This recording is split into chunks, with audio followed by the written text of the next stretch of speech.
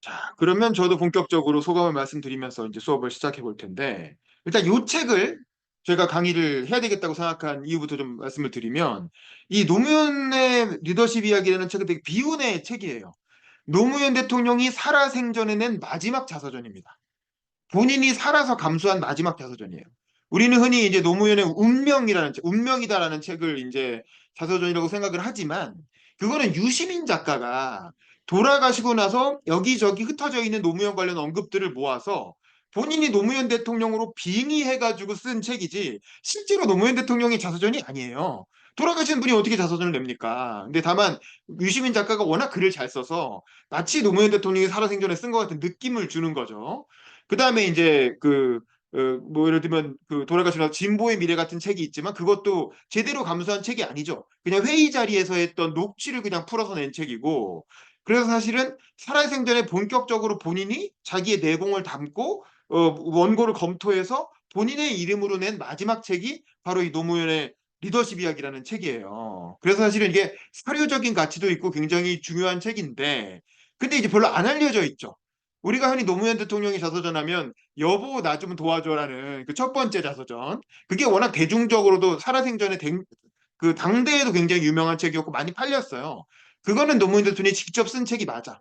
그 노무현 대통령이 약간 국회의원 떨어지고 나서 좀 한가할 때 직접 이렇게 원래 이제 안희정 뭐 이런 사람을 통해서 대피를 하려다가 잘 안 돼가지고 그 책에 관여한 사람들이 그 유명한 안희정 그다음에 뭐 그런 대변인 했던 그런 분들이잖아요. 근데 노무현 대통령이 직접 본인이 손으로 쓴 책이 맞는 것 같고, 그 다음에 이 노무현 대통령이 대통령이 나오기 직전에 가장 정치인으로서의 역량이 성숙했을 때 이제 그 고민을 담아서 쓴 책이 이제 노무현의 리더십 이야기라는 책입니다. 그래서 이게 흔히 우리가 노무현 대통령이 대통령 나올 때 대선 출마를 위한 출판 기념회로 낸 책이 이 노무현이 만난 링컨이라는 책이거든요. 이 책도 상당히 유명하긴 한데 사실 이 책은 사실은 노무현 대통령이 쓴 책이 아니에요. 노무현 지음이라고는 되어 있지만 이 노무현 링컨 전기거든요. 노무현 대통령이 바빠 죽겠는데 무슨 링컨 전기를 쓰고 있었겠어요. 그래서 이 책은 2001년 11월경에 나온 책이었는데 이거는 사실은 대필 작가들이 쓴 책이고 본인도 그렇게 서문에 보면 얘기해요. 그 김대영 박사하고 이게 몇 분 있어요. 그래서 그 당시 노무현 대통령을 지지했던 학자 그룹에서 기존에 있는 링컨 전기를 짧게 해가지고 내면서 노무현의 이름을 붙였고 이 책을 내는 출판 기념회 때 그 유명한 조선왕조 600년 이래로 우리는 하는 그 대선 출마 연설을 했죠. 그래서 이 노무현이 만난 링컨이라는 책이 유명하긴 하지만 이게 영어로도 번역돼서 미국의 무슨 도서관에도 있다고 하더라고요. 근데 사실 이 책 자체는 노무현 대통령을 그냥 서문만 썼지 이 책을 직접 집필한 건 아니고 이제 이에 비하면 이 노무현의 리더십 이야기라는 책은 노무현 대통령이 그래도 내용 구성을 그 상당 부분 한 겁니다. 물론 이 책도 노무현 대통령이 선거운동 대선 캠페인을 하느라 굉장히 바쁜 시기에 작업을 했기 때문에 직접 이렇게 쓰지는 않은 것 같아요. 다만 장관을 마치고 금강 캠프라고 하는 여의도의 캠프에 모여서 이 책의 내용을 구술을 했어요. 본인이 이제 장관을 마치고 했던 경험들에 대해서 이렇게 구술을 했고 그 구술을 본격적으로 받아 적은 사람이 백이찬 비서관이라는 분이에요. 그래서 그 백이찬 비서관이 나중에 이제 그 유명한 노무현 대통령 임기 중에 그 유명한 책을 냈죠. 코리아 다시 생존의 기로에 서다라는 책을 써서 그 책으로 굉장히 유명하신 분인데 하여간 이 책을 주로 구술을 받아 적어서 원고 작업을 하신 것 같고 다만 노무현 대통령 스스로가 뭐 인터넷에서도 미리 좀 일부 내용을 올려놨었고 이제 본인이 어쨌든 대통령 시작하기 전에 선거운동 중에 이 책의 내용을 검토를 해가지고 자기 이름으로 낸 책이니까 본인이 원고 검토는 다 했다고 봐야 되겠죠.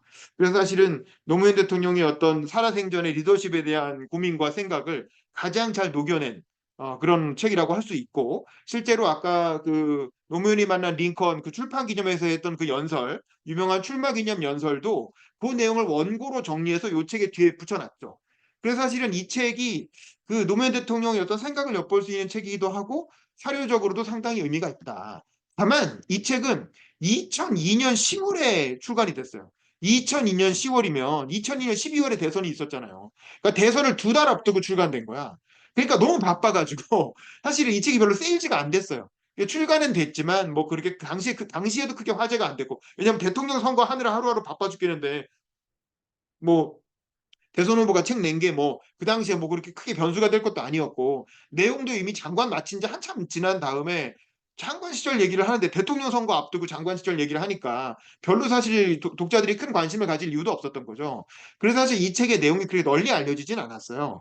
근데 이제 노무현 대통령 전집이라고 해서 요즘은 이제 그 7권짜리 노무현 대통령이 자기 이름으로 냈던 책들을 다 묶어서 노무현재에 대해서 전집으로 내놓은 게 있죠. 그 전집의 일부가 이 책으로 들어가 있습니다. 근데 저 같은 경우는 이제 서점에서 헌책방에서 옛날에 나왔던 초판의 3쇄 이제 그 책을 구해서 읽었는데 뭐 내용은 제가 확인해 본 바로는 똑같은 것 같아요. 그 전집 내용이랑.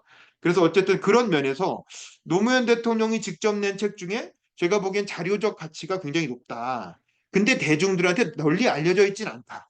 그래서 제가 이 책으로 한번 강의를 해봐야 되겠다라고 생각을 한 겁니다. 예, 그런 맥락을 좀 설명을 드리고 그다음에 이제 이 책은 일단 앞부분은 장관 시절의 경험을 서술한 게 맞아요. 그리고 뒤로 가면 이제 리더십에 관한 원론적인 생각들을 쭉 풀어놓으시는데 어쨌든 특히 1장과 2장 오늘 우리가 1강에서 다룰 부분에서는 딱 장관에 취임하고 나서 그 다음에 이제 어떤 일이 있었고 해양수산부에 그 당시에 현안이 뭐였고 그 현안을 노무현이 어떻게 풀어갔는가 이런 것들이 아주 구체적인 에피소드를 중심으로 재밌게 쓰여져 있죠. 노무현 대통령은 기본적으로 그 스토리텔링이 되게 강하고 글을 재밌게 쓰는 사람이에요. 그래서 사실은 우리가 그 본인이 거의 직접 쓴 유일한 책이라고 보이는 그 여보 나 좀 도와줘를 보면 굉장히 재밌는 에피소드가 많아요. 근데 이 책도 마찬가지로 그렇게 재밌는 에피소드를 많이 담았죠. 그래서 그걸 한번 볼 것 같은데 일단 제일 앞부분에 13쪽 보시면 앞부분부터 노무현 대통령이 생각하는 그 리더십에 관한 유형을 두 개로 정리를 해놨죠. 하나는 권위적 리더십, 권위형 지도 형태. 그리고 두 번째는 민주형 지도 형태, 민주적 리더십. 그러니까 크게 보면 권위적 리더십, 민주적 리더십. 요거는 사실 이제 리더십 이론에서는 아주 초보적인 형태의 그 비교라고 할 수가 있죠. 대개는 이제 뭐 그 우리는 흔히 이제 거래적 리더십, 뭐 혹은 이제 변혁적 리더십, 서구에서 나온 리더십 이론은 뭐 그런 식으로 해가지고 굉장히 다양하게 이론이 많이 분화가 되고 복잡한데 다만 이 권위적 리더십이냐 민주적 리더십이냐는 이게 너무 뻔한 얘기잖아요. 그러니까 민주적 리더십이 더 좋다는 얘기를 하기 위해서 이렇게 분류를 하는 거지. 다만 저는 그 생각은 들어요. 권위적 리더십의 대표적인 인물이 누구겠어요? 한국에서. 한국 정치에서 권위적 리더십을 대표하는 인물은 아무래도 박정희 대통령이겠죠.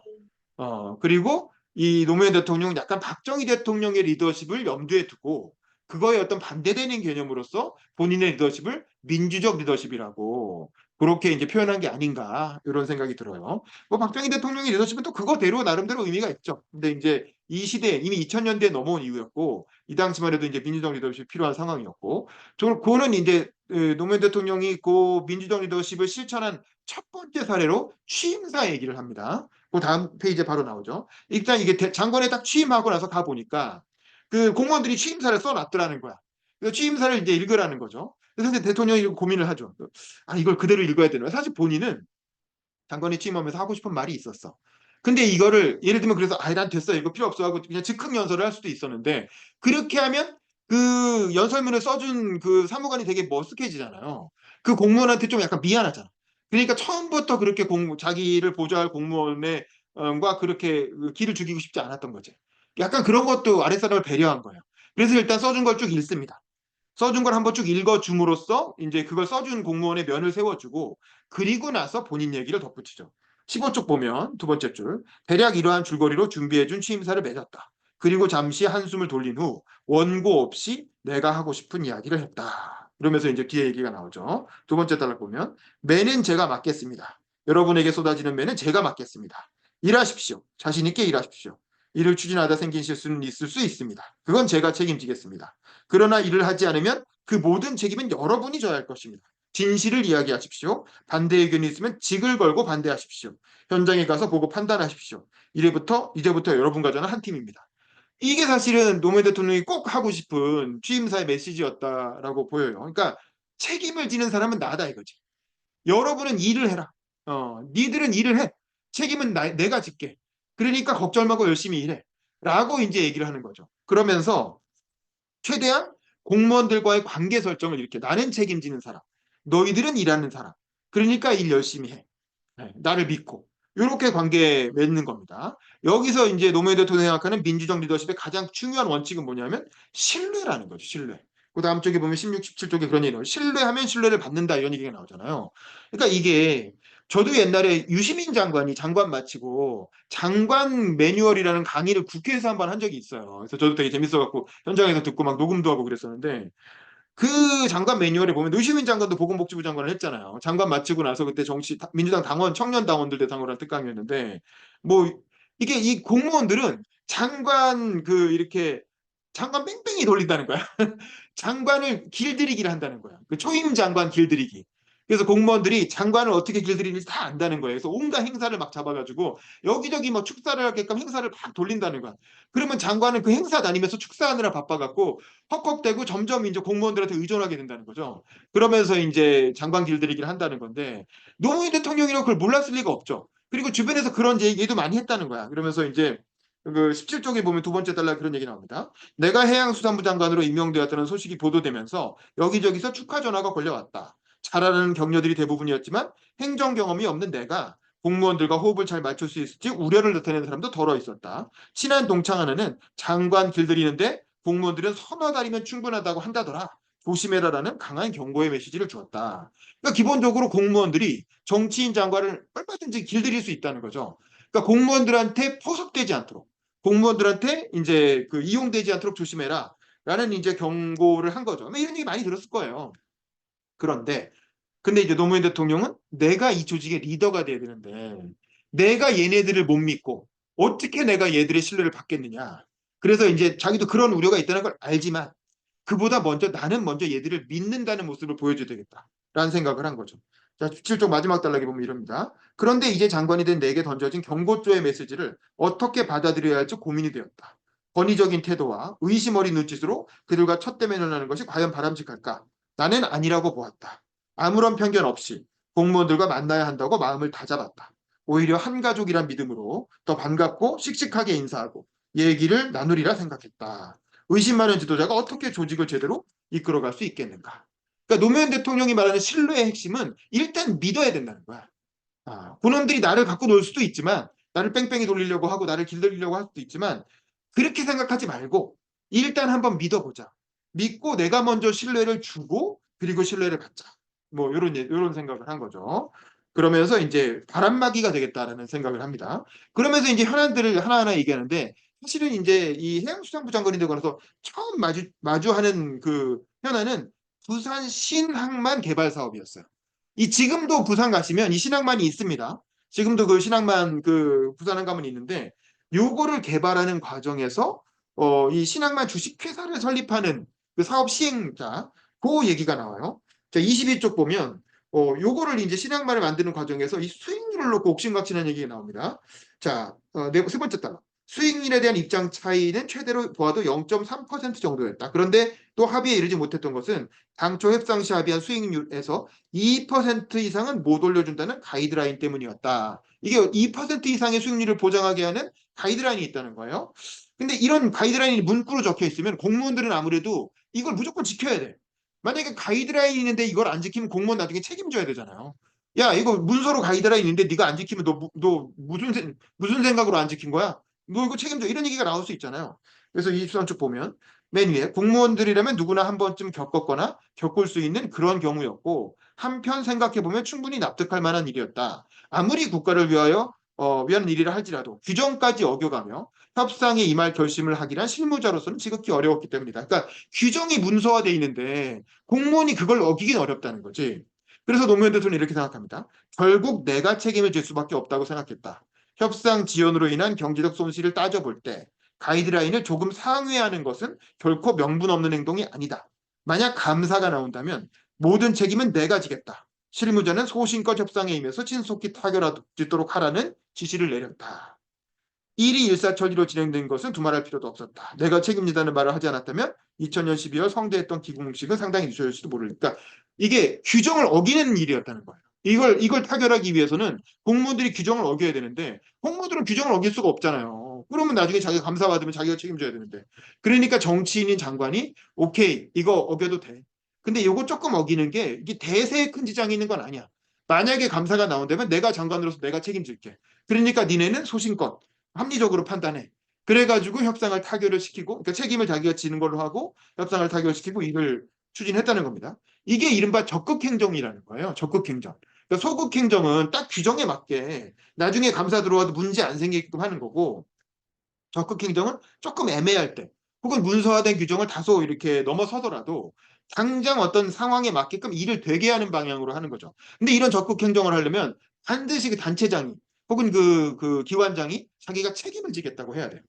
그래서 사실은 이게 너무 나가면 이제 그 대장동이 되는 겁니다. 대장동 대장동 사건이 이제 이재명 대표가 너무 지나치게 적극 행정을 해가지고 사실은 이게 애매하거든요. 그게 수익 보장 같은 거 이렇게 그 정률이냐 정액이냐 뭐 이런 게 문제가 됐잖아요. 근데 어쨌든 노무현 대통령도 이런 면에서 약간 감사 때 문제가 될 수 있지만 그래도 일이 되는 방향으로 해라. 책임은 내가 질게. 라고 했기 때문에 공무원들이 장관이 책임 있다는데 해보자. 라고 해가지고 이 신항만 개발공사 이 사업을 추진할 수 있었다는 거고 그다음에 또 하나 리더십의 굉장히 중요한 부분은 전문성이라는 거예요. 전문성.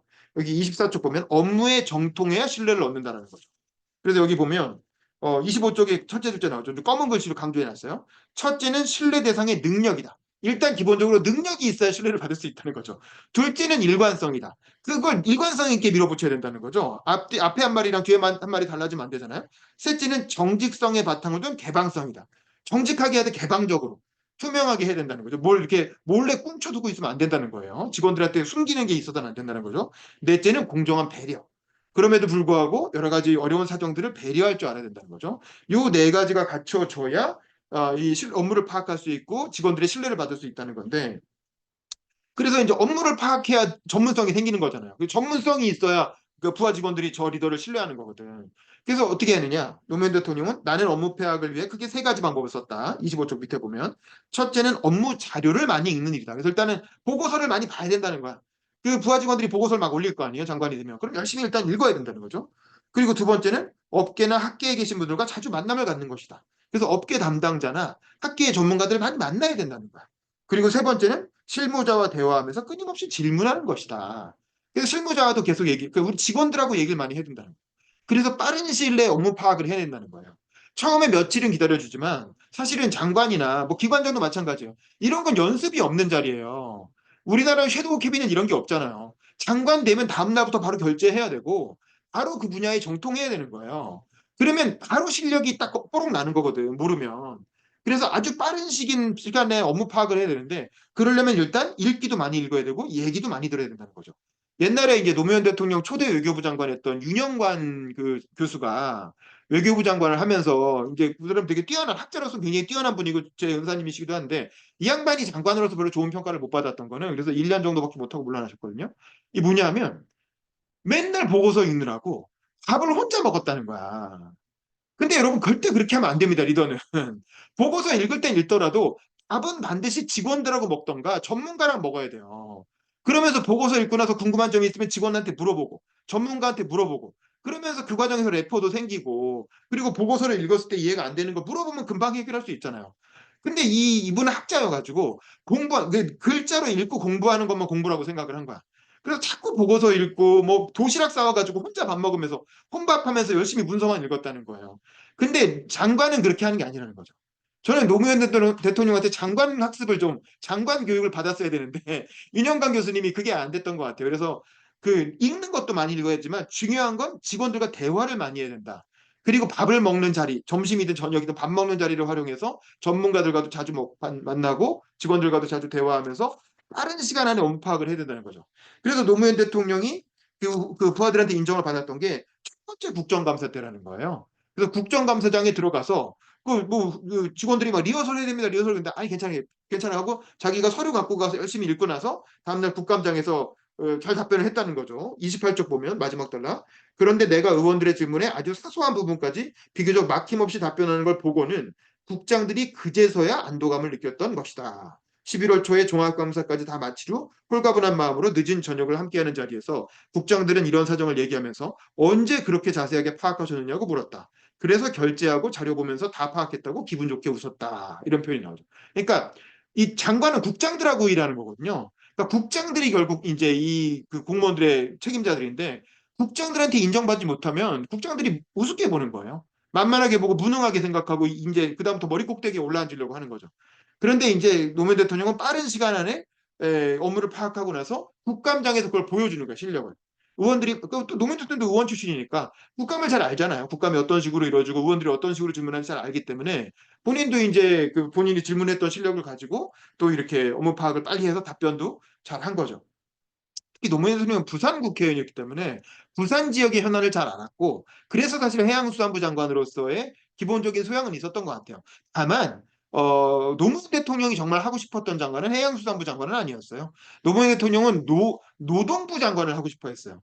그리고 변호사 때부터 노동 관련 변호사였고 노동자들과 함께 그 노동 문제를 이렇게 주로 변론을 했잖아요. 인권 변호사였고. 그래서 사실은 노동부 장관을 하고 싶었는데 노동부 장관은 당시에 임기가 많이 남아 있었고 해수부 장관이 아마 무슨 문제가 있어서 좀 일찍 내려왔나 그럴 거예요. 그래서 그 약간 그 자리가 일찍 비었어. 그래서 원래 노동부 장관 하고 싶다고 이제 청와대에 요청을 했었는데 그 당시 김성재 당시 수석 얘기 들어보면 근데 이제 그 자리는 자리가 안 났고 나중에 이제 해수부 장관이 갑자기 걸석이 났는데 이제 그거를 노무현한테 시키면 좋겠다라고 해가지고 그 김성재 수석이 김대중 대통령한테 건의를 해서 장관을 하게 됐다는 얘기가 있죠. 어쨌든 이렇게 업무에 정통한 모습을 보이는 게 직원들의 신뢰를 얻는 기본적인 그 조건이라는 거죠. 밑에 보면 리더가 업무에 정통한 것은 대단히 중요하다. 다른 어떤 인간적인 장점도 업무에 정통한 토대 위에서 빛을 발할 수 있기 때문이다. 공조직의 카리스마는 업무 파악 능력에서 나온다. 업무에 정통하지 않으면 행정 리더로서 영이 서지 않는다. 정통하려면 읽고 만나고 물어야 한다. 그리고 그보다 먼저 자신의 일에 애정을 가져야 한다. 사랑하면 많이 알고 싶어지고 또 많이 알게 된다. 그러니까 기본적으로 그 일을 사랑해야 된다는 거야. 근데 보면 사람들 보면 자리만 사랑하는 사람들이 있어요. 그냥 내가 장관인데, 내가 국회의원인데, 내가 기관장인데, 그냥 높은 자리에 가고 싶은 거지. 사실 그 일 자체엔 관심 없는 사람들이 많거든요. 그런 사람들은 그냥 장관이라고 감투만 쓰고 거들먹거리다 끝나는 거예요. 그리고 공무원들한테 이용만 당하고. 근데 이제 노무현 대통령은 본인이 또 부산 출신 국회의원이기도 했고 해양수산부라는 것도 사실 대한민국의 일부기 때문에 나중에 또 대통령이 되고 싶은 꿈이 있었으니까 그 부서의 업무 파악도 되게 중요하다고 생각을 한 거죠. 그래서 어쨌든 그런 면에서 그 일을 사랑하는 사람이었고 그래서 빨리 업무 파악할 수 있었다 이런 생각이 들어요. 그리고 진솔한 마음으로 대화를 즐기라는 얘기도 나오는데 이건 되게 재밌는 게 직원들과 간담회한 얘기를 하잖아요. 저도 사실 노조위원장 하면서 이런 경험을 많이 하거든요. 조합원들하고 돌아가면서 점심 먹고 오찬 간담회를 많이 하는데 이게 이제 여기서 포인트는 뭐냐면 이 자기가 너무 많이 얘기하면 안 된다는 거예요. 조직의 장이 되건 뭐 리더가 되건 동아리 회장이 되건 본인이 말을 너무 많이 하면 안 돼. 여기 31쪽 보세요. 이게 간담회를 하면서 첫 간담회 때 한 얘기입니다. 시계를 보고서 내가 너무 길게 얘기했구나 싶어 대충 내 얘기를 마무리 짓고는 직원들에게 하고 싶은 이야기가 있으면 주저없이 얘기하라고 했는데 아무런 반응이 없었다. 아차 싶었다. 대화한다고 해놓고 나 혼자 그렇게 떠들어댔으니 하고 싶은 얘기가 있어도 얼른 가서 밀린 업무를 처리해야 한다는 마음에 직원들이 입을 다물 수밖에 없으리란 생각도 들었다. 누구를 지목해서 말을 시켜볼까도 했지만 딱히 누구를 부를지도 생각나지 않았다. 왜냐면 애들 모르니까. 처음 보는데 어떻게 이름들을 알겠어요. 한 번 더 아무나 일어서서 얘기해보라고 했는데도 이미 그날은 물 건너간 일이었다. 하는 수 없이 첫 번째 직원과의 대화는 그렇게 끝을 맺어야만 했다. 그러니까 첫 번째 직원과의 대화는 완전 실패였다는 거죠. 그러니까 본인이 너무 의욕이 넘쳐서 막 하고 싶은 얘기를 많이 한 거야. 그랬더니 직원들이 1시간 동안 간담회 하는데 50분을 장관이 혼자 얘기해 버리니까 아무도 얘기 안 한다는 거죠. 이거 어디서 많이 들어본 얘기잖아요. 그쵸? 이거 누구 얘기입니까? 우리 윤석열 대통령 얘기잖아요. 윤석열 대통령은 1시간 얘기하면 50분 혼자 얘기한다는 거 아니에요. 그러면 아무도 얘기 안 하게 되거든요. 그러니까 저도 마찬가지 간담회 같은 거 하면 조합원들한테 내 딴엔 설명한다고 길게 얘기하면 그다음에 여러분 궁금한 점 있어요? 그러면 아무도 얘기 안 해요. 그러니까 여러분도 조그만 조직의 장이 되더라도 간담회 같은 거 이렇게 할 때 절대 먼저 얘기하시면 안 됩니다. 본인은 간단하게 인사 한 5분 정도 인사만 하고 직원들이 먼저 후배들이 먼저 얘기하게끔 발언 기회를 먼저 후배들한테 주고 그거에 답변하는 방식으로 얘기를 해야지 내가 하고 싶은 얘기가 많다고 해서 혼자 절절절 얘기하면 절대 그 직원들은 후배들은 입을 닫는다는 거. 그래서 그리고 나서 들어왔는데 누가 이메일로 뭐 민과장 누가 한 명 민과장인가요? 누가 그런 걸 이제 메일을 보냈다는 거 아니야? 아이고 노무현이가 뭐 와가지고 뭐 직원과에 대한 한다길래 기대했더니만 이게 뭐냐 혼자 떠들고 이런 식으로 이제 핀잔하는 메일을 보냈다는 거잖아요. 그래서 이제 본인이 내가 서력하겠다. 그러니까 이런 걸 서력해야 되겠다고 생각한 것 자체가 되게 특이한 거죠. 자신의 노무현 대통령스러운 건데 32쪽 보면 두 번째 간담회 얘기가 나옵니다. 나중에 물어보니 공무원들은 원래 지목하지 않으면 먼저 얘기하는 법이 별로 없다고 했다. 그것이 관행처럼 지켜지고 있다는 것이다. 하는 수 없이 나는 이메일을 보내 민 과장을 지목했다. 그러니까 두 번째 간담회를 하면서는 얘기해보라 그러니까 아무도 얘기 안 하는데 당연히 아무도 얘기 안 하죠. 우리나라 사람들은 원래 아무도 얘기는 공무원뿐만 아니라 기자들도 심지어 그냥 질문하라고 하면 아무도 질문 안 해요. 그래서 이제 할 수 없이 이메일 보내 민 과장 아니까 민 과장 지목했다는 거예요. 아무래도 얘기하는 사람이 없자 그도 아마 장관이 자신을 시킬 거라는 사실을 직감적으로 느꼈나 보다. 일어서서 이메일을 보낸 사연을 얘기하고 부처를 끌고 나감에 있어 내가 가지고 있는 소신이 무엇인지 물었고 나는 평소 생각하는 바를 얘기했다. 그러니까 이렇게 해야 된다는 거야. 먼저 직원한테 묻고 직원이 물어보게 한 다음에 그거에 대한 답을 해야 된다는 거죠. 그게 아니라 자기가 처음부터 너무 길게 얘기하면 질의응답이 이루어질 수가 없다라는 거죠. 자, 그리고 나니 그 다음에는 양사무관, 박 과장 등이 손을 들고 일어나서 질문을 했다. 그리 많은 직원들이 질문하지는 않았지만 비교적 두 번째 대화 시간은 성공적으로 끝이 났고 나는 조금이나마 조직의 수장으로서 명예를 회복할 수 있었다. 그러니까 이런 식으로 직원들과의 간담회 한 얘기. 그리고 또 간담회 하고 나서 뭐 이런 얘기도 있었죠. 이 그 34쪽에 보면 안사무관이라는 친구가 나와요. 안사무관하고 말다툼한 얘기가 나오는데 중간 단락에. 그런데 안사무관이 물러서지 않고 장관님이 현실을 잘 몰라서 그렇다고 다시 반박하는 것이었다. 한두 사람이 더 말을 거들면서 토론은 좋게 3, 40분간 이어졌던 것 같다. 결론을 내리지 못하고 어이 안사무관 장관 한번 밀어줘 하고 내가 토론을 대충 매듭지었다. 안사무관이나 나나 대화를 할 때는 동등한 인격체로서 대접을 받아야 한다고 보았고 그래서 나는 장관의 권위로 직원의 말을 누르려고 하지 않았다. 그 뒤 여러 차례 있은 직원과의 회식이 모두 즐겁고 유쾌하게 진행된 것도 그날 분위기가 소문으로 전해진 것도 일조하지 않았나 생각해 본다. 여하간 그날 이후 안사무관은 장관급 사무관이라는 영예로운 별명을 달고 다녔다. 그러니까 이건 회식 자리 얘기예요. 회식 자리에서 회식 자리도 간담회랑 마찬가지라는 거야. 그 장관이 혼자 계속 떠들면 회식 자리라고 해도 똑같거든요. 아무도 얘기 안 해요. 근데 이제 안사무관이면 우리로 치면 5급 사무관이니까 행정고시 막 붙은 젊은 애잖아요. 근데 이제 걔가 장관이 뭔가 얘기하면서 막 손을 들고 반박을 했다는 거야. 근데 이제 일반적인 회식 자리 같으면 되게 기업에서도 부장님이 얘기하면 다른 사람들은 다 입 다물고 가만히 있잖아요. 누가 뭐 몇 마디 반박하면 야 하면서 한 마디 하면 다 이렇게 내린단 말이에요. 근데 이제 노무현 대통령 그러지 않고 두세 번 반박 기회를 줬고 그래서 그런 얘기가 오고 가면서 뭔가 이렇게 회식 자리가 분위기가 장관한테도 막 할 말 다 해도 되는구나. 이런 분위기가 됐다라는 거죠. 그다음에 이제 워크숍 같던 얘기를 하죠. 워크숍 2001년 초에 있었던 해양수산부 어떻게 바꿀 것인가 그 워크숍에서도 37쪽 보면 네 번째 달라. 내 차례가 되어서 나도 해양수산부의 문제점에 대해 발언하였는데 진양대로부터 말이 길다며 요점만 간단히 하라는 핀잔을 들었다.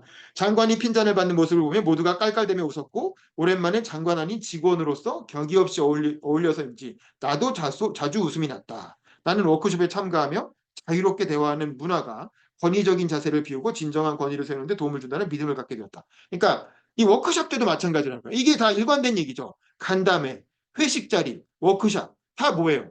다 직원들이 편하게 얘기할 수 있게 하고 장관은 자기를 낮추고 오히려 자기를 개그의 소재로 삼고 자기가 말 길게 하니까 사회자가 장관님 말씀만 좀 짧게 요점만 얘기하시죠. 이렇게 사회자가 핀잔을 줄 수 있는 것도 그런 분위기가 됐기 때문에 그런 거고 장관이 그런 얘기 갖고 버럭 화내고 말이야. 무시하지 않을 그리고 나서 그거에 대해 앙심을 품고 인사로 보복하거나 그러지 않을 거라는 믿음이 있으니까 이렇게 했겠죠. 그러니까 이제 그런 분위기를 만들어주는 게 굉장히 중요하다. 지도자 입장에서는 그런 얘기를 한 겁니다. 그다음에 요 바로 이어서 나오는 게 뭐냐면 그 노무현 대통령 특유의 비서론, 참모론에 관한 얘기가 나와요. 저는 이것도 되게 중요하다고 보는데 38쪽에 보면 다음 달 그 윗부분에 나는 이런 경우면 반드시 가방이나 보따리 하나는 내가 만든다. 그러니까 일반적으로 국회 비서를 가방 못지라 그러잖아요. 가방 못지. 가방 들고 다닌다고 해서 가방 못지라 그러거든요. 근데 이제 이게 짐이 많을 때가 있잖아. 국감 때라든가 그러면 뭐 짐을 두세 개 들어야 될 때가 있단 말이야. 그럴 때는 그 의원 시절에도 자기가 짐 하나는 자기가 들었다는 거야. 그래서 비서는 짐꾼이 아니고 엄연히 참모이기 때문이다. 비서는 무거운 짐에 남는 손도 없이 고생하는데 장관이랍시고 팔짱만 끼고 걷는다면 사람들이 어떻게 생각할까? 나는 또 그렇다 치고 비서는 어떻게 여길까를 생각하면 결론은 간단하다. 이것은 비서의 인격과 품위에 직결되는 문제인 것이다. 그러니까 노무현 대통령은 참모도 이렇게 인격으로 존중했다는 거죠. 39쪽 보면 참모는 두 가지 유형이 있을 수 있다. 위에서 말한 것과 같이 사실만을 정확하게 전달하는 정보 출납형과 자기 의견을 제시하고 사소한 절차상의 문제들은 윗사람의 뜻을 헤아려 스스로 결정권을 행사하는 판단 보조형이 그것이다. 물론 이는 확연히 구분되는 유형이 아니라 상대적인 경향의 문제이지만 내가 생각하는 참모형은 항상 후자 쪽이다. 판단을 보조하는 역할을 잘 감당할 수 있으려면 폭넓은 대화와 토론이 필요하다. 그 과정에서 기본적인 가치와 목표, 절차 수단에 관한 원칙을 공유하고 사고방식과 스타일을 일차화해 나가는 노력이 이루어져야 한다. 그러니까 이게 노무현 대통령이 생각하는 참모론이야. 저는 사실은 여기서 말하는 참모가 누구겠어요? 안희정, 이광재 이런 사람들이죠. 그 당시 노무현 대통령을 보좌했던. 근데 저는 이 부분을 읽으면서 이광재가 아니 안희정이 생각났어요. 안희정. 안희정이 비서를 어떻게 썼습니까? 안희정 비서 누구예요? 김지은 씨죠. 사실은 안희정은 이런 노무현 대통령한테 이 비서 일을 배웠음에도 불구하고 철저하게 노무현 대통령과 정반대로 비서를 다뤘어요. 비서를 완전히 이렇게 개인 이렇게 짐꾼 정도 취급을 했고 그 김지은입니다. 책을 보면 그런 얘기가 나와요. 안희정 도지사는 그 수투핏을 되게 중시해가지고 자기 개인 핸드폰부터 지가 모든 개인 물품을 다 수행비서한테 맡겼다는 거야. 그 수행비서가 그 지사의 모든 짐을 다 들고 다니면서 핸드폰으로 전화 걸 때도 무슨 어느 의원한테 전화 좀 해봐 그러면 번호 눌러서 띠띠띠뚜 해가지고 의원이 네 여보세요 하고 받는 순간 귀에 딱 갖다 대랬다는 거예요. 그래서 개인적인 그리고 지갑은 말할 것도 없고 개인 물품을 다 비서가 들고 다니게 하고 본인은 딱 몸에 맞게 이렇게 예쁘게 수트핏하고 그리고 멋있게 걸어 다니다가 이제 말로 다 지적 그랬다는. 그러니까 이게 그러니까 그 안희정 비서는 극한 직업이었다는 거 아닙니까? 그런 상황에서 이제 해외 출장 가서 이제 성폭행까지 이루어지게 되는 거거든요. 그러니까 이런 사실 노무현 대통령은 비서를 이렇게 인격적으로 대우했는데 그 비서였던 안희정은 자기 비서를 그런 식으로 도구적으로만 하나의 인격으로 본 게 아니라 도구로 대했다는 거죠. 그래서 저는 이게 똑같이 배워도 어떻게 배워도 이렇게 그걸 실천을 못하는가 뭐 이런 생각이 들고 결국 본인의 인격이 되게 중요한 것 같아요. 리더가 리더 스스로 어떤 인격을 가지느냐가 되게 중요한 게 아닌가 싶고 그리고 또 나와 관계된 것은 더욱 냉정하게라는 표현이 있죠. 이게 자기에게 엄격해야 된다는 거죠. 41쪽에 보면 나와 연관된 사람, 무관한 사람 막론하고 장관으로 재임하면서 수많은 민원이 올라왔다. 민원이 올라오죠. 그러나 나와 가까운 사람, 나와 관계된 것일수록 그 어떤 민원이나 청탁보다 냉정하게 올곧은 잣대를 갖다 대지 않으면 안 되었다. 그리고 담당 직원을 신뢰하며 그들의 의견을 존중해야 한다. 그래야 도와줄 수 있는 일은 확실하게 밀어줄 것이고 안 되는 것은 명쾌하게 결론내서 민원인이나 직원과의 관계가 신뢰가 깨지지 않을 것이다. 그러니까 자기랑 가까운 사람의 민원일수록 더 엄격하게 처리했다는 거죠. 그러면서 그 밑에 사례가 나오잖아요. 무슨 뭐 매립지 관련된 내용인데 법적으로는 충분히 해줄 만한 일이었다는 거죠. 근데 담당 공무원이 반대했다는 거예요. 왜냐하면 이게 미래를 생각하면 이 부처의 이 미래를 생각하면 매립이라는 건 한 번 하고 나면 되돌릴 수가 없기 때문에 지금 법으로는 가능하지만 이 부처의 어떤 미래를 생각하면 이렇게 해서는 안 된다는 거죠. 근데 노무현 대통령이 생각할 때 법률가로서 법리적으로는 이 민원인이 자기가 친한 분이기도 하고 도움을 평소에 많이 받은 분이라 하나 들어주고 싶은데 법리적으로 문제도 없고 근데 공무원 얘기도 일리가 있었다는 거예요. 그래서 어떻게 하냐면 공무원 말을 들었다는 거예요. 왜냐면 나랑 친한 사람이라 더 엄격한 잣대를 들였다는 거지. 그리고 나서 그 43쪽에 보면 이런 얘기를 합니다. 나는 법률가로서 내 주장도 일리가 있지만 정 과장의 논리도 틀리지 않았다고 생각했다. 특히 면허는 허가와 달리 가능하냐는 판단 이상의 고려가 필요하다는 것도 이해할 수 있는 부분이었다. 한참을 고심하다 나는 정 과장의 논리를 존중하기로 했다. 내 논리가 맞지 않아서가 아니라 그 민원이 나와 가까운 사람이 신청한 것이었고 무엇보다 바다의 미래를 생각하지 않을 수 없었기 때문이다. 법도 좋지만 소중한 바다를 단순한 법 논리와 바꿀 수는 없다고 보았다. 여하간 나는 K 선생님께 전화를 걸어 자초 주장을 설명하고 이해해 주십사 하는 말씀을 드렸다. 뭐 이렇게 얘기하는데 그 민원인이 뭐라고 하겠어요. 아 그렇습니까 하고 이해했겠죠. 그거 갖고 노무현 대통령한테 막 악감정 가졌겠어요. 이렇게 처리해야 맞다는 거예요. 근데 이걸 보면서도 또 뭐가 생각나니까 윤석열 대통령이 생각나잖아요. 본인 와이프 양평 땅 고속도로 아니 양평 고속도로가 와이프 처가 재산하고 관련된 거잖아요. 그러면은 이게 맞다 하더라도 심지어 그 종점을 바꾸는 게 합리적이 아니라 하더라도 하지 말아야지. 적어도 자기 임기 중에는 하지 말아야지. 그게 맞는 거 아니에요? 아니 나는 그게 양평 땅 그 고속도로 바꾸는 게 지역 민원이기도 하고 그게 맞을 수 있어. 그게 더 합리적인 아닐 수도 있어. 난 뭐 잘 모르지만. 근데 그렇더라도 윤석열 정부 임기 중에는 하지 말아야지. 왜냐면 장모님 땅이니까. 그게 민주적 지도자인 거예요. 그래야 이런 불필요한 논란이 안 생기는 거고, 그래야 국민과의 그 신뢰가 생기는 거죠. 자기 가족들의 민원이면 더 불이익을 줘야 되는 거예요. 자기 임기 중에는. 나중에 임기 끝나고 나서 그걸 수정하더라도. 노무현 대통령은 그렇게 했다는 거죠. 근데 윤석열 대통령은 무슨 생각으로 본인 와이프, 처가 이런 사람들한테 자꾸 이렇게 뭐 혜택을 주는 듯한 그런 모습을 보이냐는 거예요. 이걸 알면 일부러라도 하지 말았어야지. 그거는 그걸 그렇게 처리했던 원희룡 장관도 크게 잘못한 거고 원희룡 장관이 그렇게 처리했더라도 그 윤석열 대통령실에서 알았으면 야 그거 그렇게 하지 마. 그냥 원한 대로 해. 괜찮아, 괜찮아. 좀 불이익 받아 어쩔 수 없어. 국민들이 보고 있는데 어떻게 처리하는 거야? 이렇게 해야 맞는 겁니다. 근데 자기 와이프가 와이프 장모님이 그런 부동산 사업해가지고 돈 버는 사람인 거 뻔히 알면서 그걸 그렇게 유리한 방향으로 의사결정을 해주는 게 어디 있습니까? 이거는 이 기본이 안 돼. 리더십의 기본이 안 돼 있는 거다. 라는 것이고, 그다음에 2장으로 넘어가 볼게요. 전략적으로 정책을 판단해라라는 겁니다. 그래서 이제 여론과 현장 그리고 현실 부분인데, 근데 여기서 노무현 대통령이 이제 이 현안을 파악할 때 전략적인 관점이 되게 중요하다는 거예요. 근데 그러는 데 있어서 기본적으로 그 잘 봐야 되잖아요. 현장을 잘 볼 때 중요한 점은 질문이라는 거예요. 51쪽 보면 두 번째 단락에 그런 얘기가 나와요. 질문하는 습관은 여러모로 유익하다. 내가 잘 몰랐던 것을 제대로 이해할 수 있고 담당자가 얼마나 현실을 잘 파악하고 있는지도 확인할 수 있다. 정확한 현실인식 위해 대책을 마련하면 그만큼 문제를 해결할 가능성이 높다. 그래서 질문을 잘해야 된다는 거죠. 그래서 이때 뭐가 있냐면 유명한 그 납꽃게 사건이 있습니다. 이 꽃게에서 납덩이가 이렇게 검출된 유명한 사건이죠. 그래서 난리가 났었죠 그때. 그 중국산 꽃게에서 납게 검출된 거. 그것 때문에 국민이 엄청 난리가 났어요. 자, 그런데 노무현 대통령 이게 현안으로 딱 터졌을 때 어떻게 판단했나 보세요. 52쪽 보면. 자, 검사망에 구멍이 뚫렸다는 논거로 전량 검사를 하지 않았다는 지적도 있었는데 비상 상황이 아닌 이상 전량 검사를 하는 것은 오히려 관례에 맞지 않는 일이었다. 세계 어느 나라를 봐도 표본 검사가 원칙이며 어느 정도 신뢰가 쌓이면 선 통관 후 검사가 상도위로 여겨진다. 표본 검사의 경우도 눈으로 보고 냄새를 맡아보는 관능 검사를 먼저 실시하고 그 다음에 정밀 검사를 하는 것이 일반적이다. 특히 우리나라는 국민들의 수산물을 많이 먹는다는 점을 고려해서 표본 검사 비율을 선진국보다 월등히 높게 유지해 오고 있었다. 그렇게 보았을 때 필요한 일은 문책이 아니라 국민 건강을 위한 대책이었다. 그러니까 이게 납곡계가 나왔다고 해서 여론은 난리가 났어요. 그래서 다 문책하고 막 혼내고 뭐 전략 검사하라고 난리인데, 근데 노무현 대통령 처음에 이거 어떻게 해야 되나 고민했다는 거죠. 근데 잘 들여다 보니까 이렇게 전략 검사하는 게 일반적인 일이 아니라는 거예요.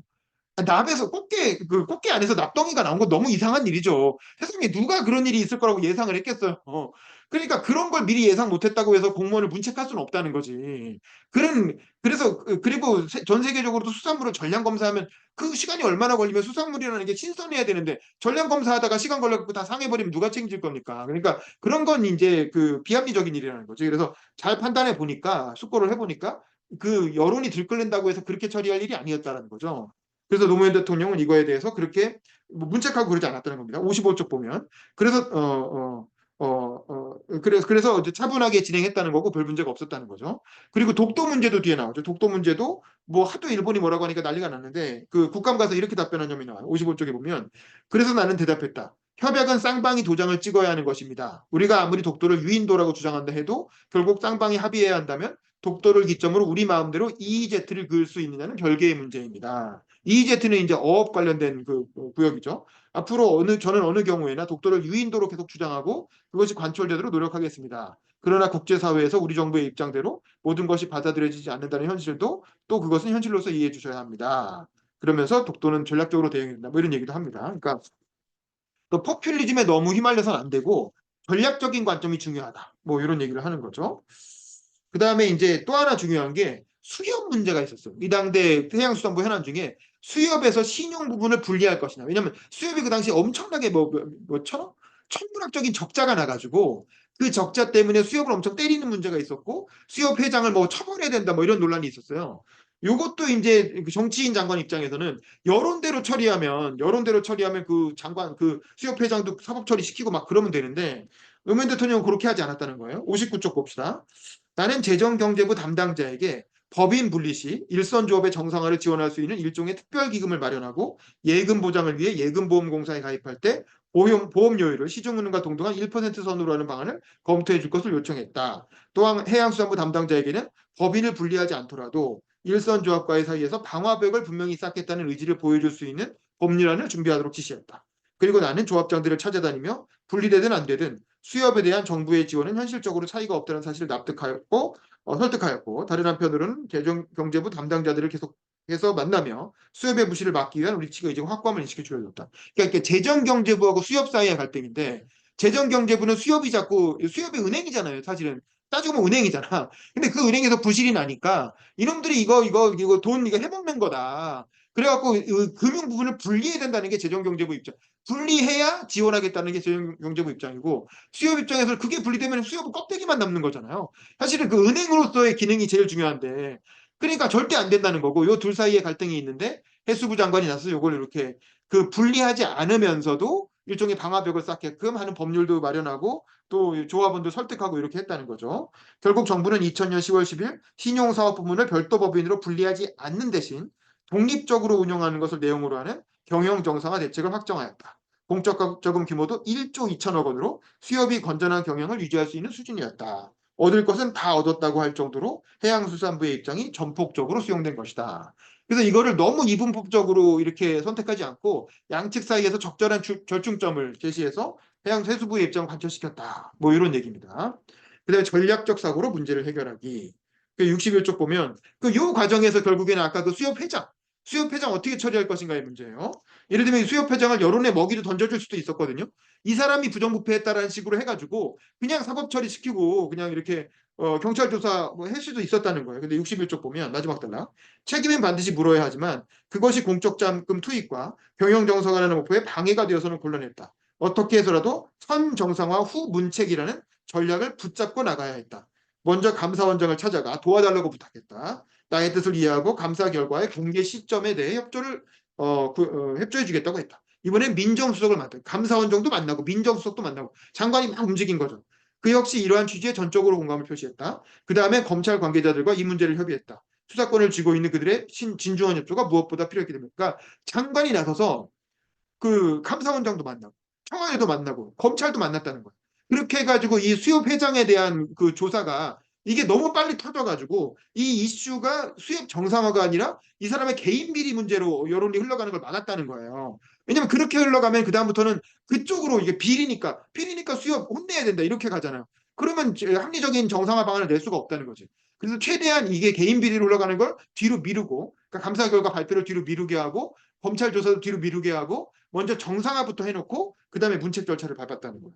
그래서 사실 수협회장도 그렇게 크게 망신 안 당하고 정상화된 이후에 자연스럽게 퇴임하고 뭐 그럴 수 있었다는 거죠. 실제로 사법 처리도 안 당했고 실제로 이게 개인 비리 문제가 아니라 구조적인 문제였기 때문에 뭐 그런 식으로 해결했다는 거죠. 그래서 64쪽 보면 11월 말 수협의 대표이사가 임명되었고 박 회장은 사표를 제출하였다. 검사 결과에 따라 박 회장에 대한 검찰 수사도 진행되었다. 나는 검찰 관계자에게 박 회장이 그동안 경영 정상화를 위해 적극적으로 협조해준 점을 참작해달라고 부탁했다. 여담이지만 수협의 부실 규모는 컸지만 박 회장을 형사상으로 처벌할 만한 피의 사실이 명확치 않다는 게 법률가로서 나의 판단이었다. 그러니까 본인이 보기에 이렇게 사람 하나를 여론에 먹잇감으로 던져주면 훨씬 쉬운 일이었지만 그렇게 하면 전략적으로 수협 정상화라는 목표가 오히려 흐트러진다는 거죠.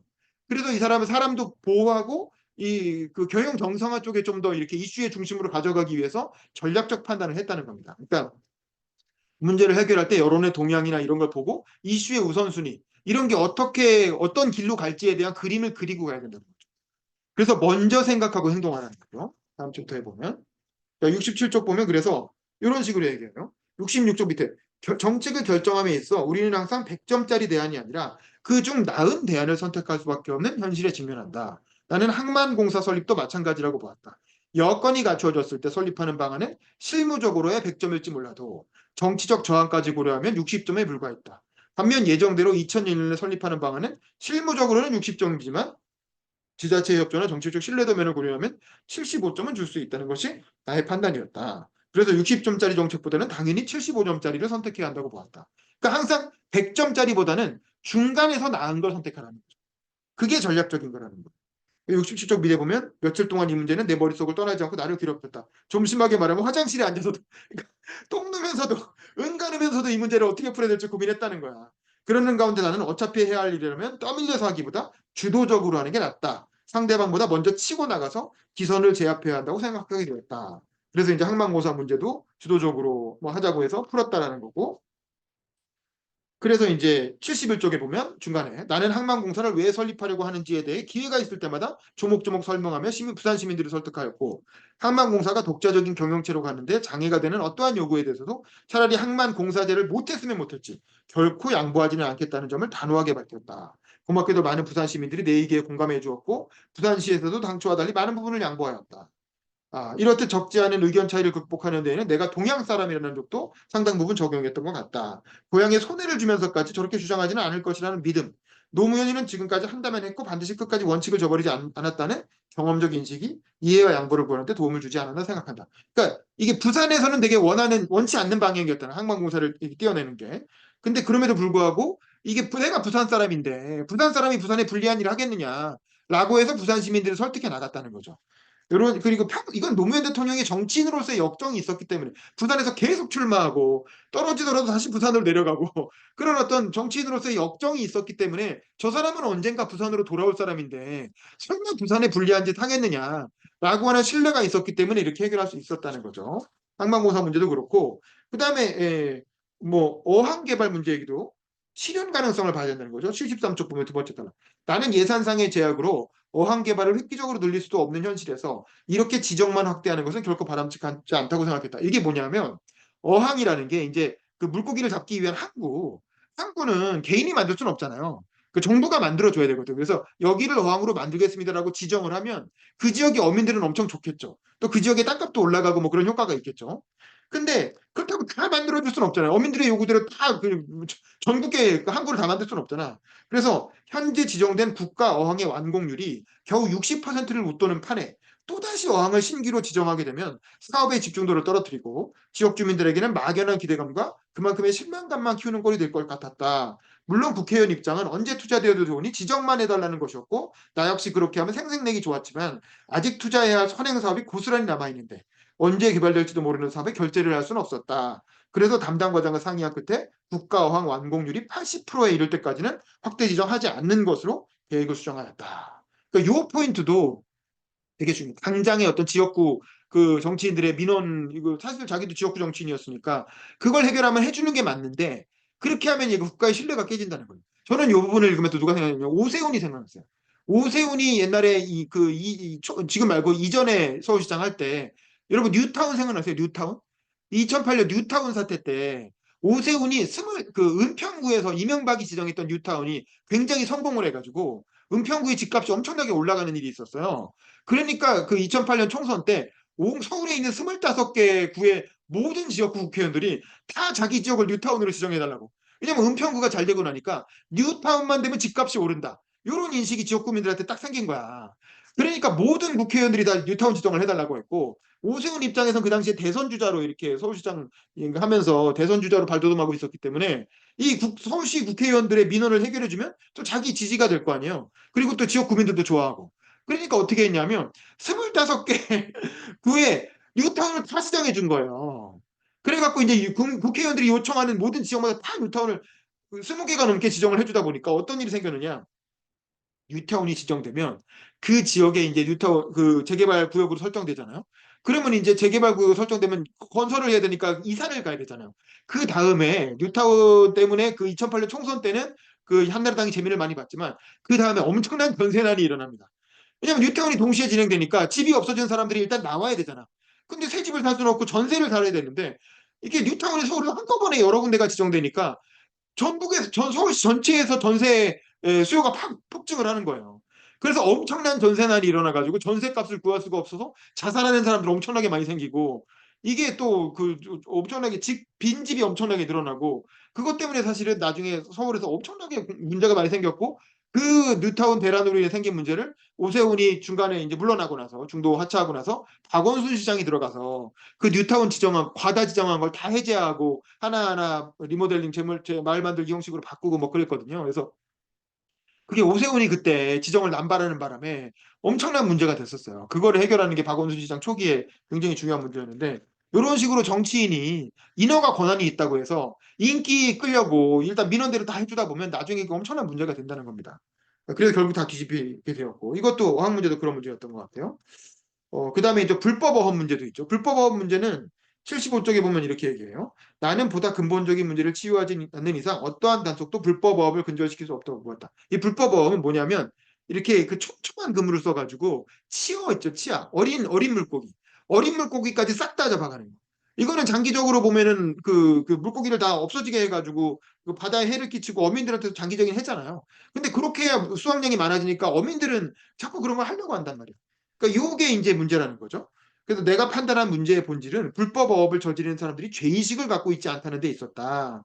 다 먹고 살자고 하는 짓인데 뭘 그러느냐. 가까운 일본을 허용하는데 왜 우리만 난리냐. 우리가 바다에서 고기 잡고 산 지가 언제부터인데 너희가 무슨 권리로 막느냐. 이렇게 말하는 그들은 죄의식이 없었다. 합법적인 어업인들 역시 자원 고갈을 걱정하면서도 적극적으로 못하게 말리거나 도덕적으로 비난하는 일은 별로 없었다. 이러한 현실 속에서는 어떠한 단속도 불법어 근절을 위한 효과적인 정책 수단이 될 수 없었다. 그래서 나는 의식 전환 없이는 어떠한 정책도 무용지물이라고 보았고 자율관리형 어업부터 정착시켜야 한다는 결론에 이르렀다. 라고 했고 이제 그래서 이제 그런 방식으로 끌고 갔다는 거죠. 그리고 때로는 신중하게 때로는 신속하게 어, 근데 이 부분에서는 뭐냐면 그 유명한 해양수산부 이전 문제가 나옵니다. 그러니까 이 노무현 대통령은 지역구가 부산이었잖아요. 근데 부산에서 요구했던 이슈 중에 하나가 뭐냐면 해양수산부가 지금 중앙부처였잖아요, 원래. 그래서 옛날에는 세종청사에 있었고 뭐 그런데 그걸 부산으로 옮기자. 해수부는 바다니까 부산에 있어야지. 뭐 즉각적으로 생각하면 그렇잖아요. 그런 논리가 있었다는 거예요. 그래서 노무현 대통령도 이 정치인 시절에 그렇게 생각을 했는데 장관이 되고 나서 이제 조사를 해보니까 이렇다는 거야. 79쪽 보면 관계자들과 토론을 해보니까 중앙부처가 하는 일이 주로 정책 기획 업무, 일선 기관의 통제 업무인데 다른 정부 부처와 관계 없는 일이 거의 없다고 할 만큼 중앙부처와 협의해야 할 일이 많았다. 그리고 장관도 국무회의, 경제장관의 일을 비롯하여 다른 부처 장관들과 협의해야 할 일뿐만 아니라 상시 국회 체제에서 국회에 출석하고 국회의원과 협의해야 할 일이 거의 매주 벌어지고 있었다. 토론 내린 결론은 장관이 부산에 가 있으면 일주일로 치더라도 5일은 서울에 올라와 있어야 할 형편이고 그래도 원활하게 돌아간다는 보장이 없었다. 그러니까 결국에 장관이 돼 보니까 장관은 서울에 있는 게 맞다는 거죠. 뭐 지금 같으면 세종시에 같이 있는 게 맞겠지. 부산으로 내려가는 건 굉장한 비효율이라는 거죠. 그래서 초장부터 이건 아니다라고 딱 선을 그었다는 거예요. 60쪽, 80쪽 보면 다음 달 두 번째 단락에 만일 이때 내가 연구해 보겠다, 검토해 보겠다고 답했더라면 결국 설득의 여지가 있다고 생각하고 운동을 크게 벌였을 수도 있었을 것이다.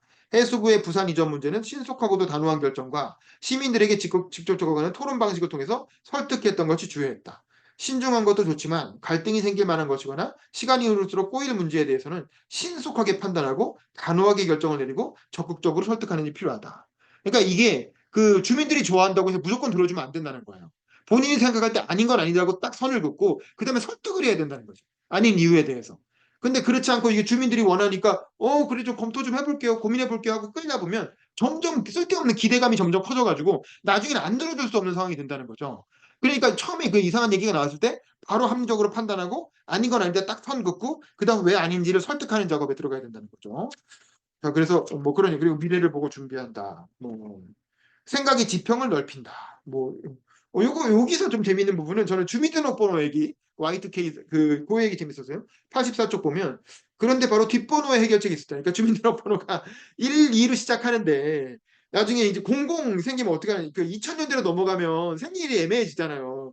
뒷번호 중 첫 번째 숫자는 성별을 나타낸다. 1은 남성이고 2는 여성이에요. 그런데 2000년대생부터 3을 남성으로 4를 여성으로 하면 중첩 없이 모든 문제가 해결될 수 있었던 것이다. 최소한 2399년까지는 이 방식을 써도 문제가 없었다. 이 기발한 아이디어는 남성과 여성을 1과 2로 구분한다는 고정관념을 살짝 뛰어넘음으로써 나온 것이다. 만약 그 고정관념에만 매달렸다면 비용과 혼란을 극복할 해결책을 찾지 못하고 고민과 번뇌만 거듭했을 것이다. 뭐 이런 식으로 약간의 어떤 창의적인 발상을 통해서 문제를 해결한 이제 그런 얘기를 하고 있습니다.